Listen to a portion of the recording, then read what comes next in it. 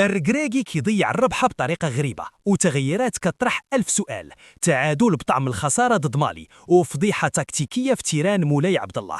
واش بهذا المستوى غادي نقدروا ننافسوا على كأس إفريقيا؟ اليوم وليد الركراكي دار أخطاء ما يقبلهاش العقل، والجمهور كله طال عليه الدم.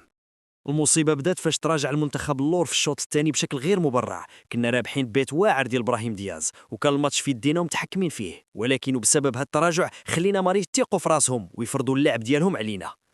وما وقفاتش الامور هنا. الكارثه الحقيقيه كانت في التغييرات الغريبه ديال المدرب.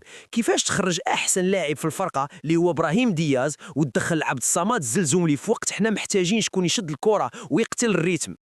وزيد عليها خرج أيوب الكعبي ودخل يوسف النصيري اللي ضيع بيت ما يضيعوش حتى لاعب مبتدئ، انفراد تام بالحارس وضيعها بطريقة خيالية. هاد التغييرات هي اللي قتلت الماتش وهرست التوازن ديال المنتخب.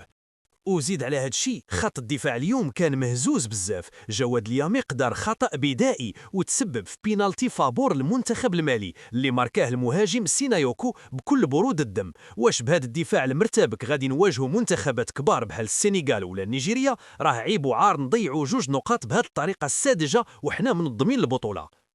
دابا الاداء ما كيطمنش والجمهور خايف على مستقبل المنتخب. وليد الركلاكي خاصو يفيق ويراجع اوراقه قبل ما يفوت الفوت، حيث الجمهور المغربي ما غاديش يصبر على هذه العشوائيه في التسيير. قولوا لنا في التعليقات شكون كيتحمل مسؤولية هاد التعادل، واش الركراكي بتغييراته ولا اللاعبين بتضييع الفرص؟ وما تنساوش ديروا لايك وابوني باش يوصلكم الجديد. ديما المغرب، ولكن خاص الخدمة والجدية.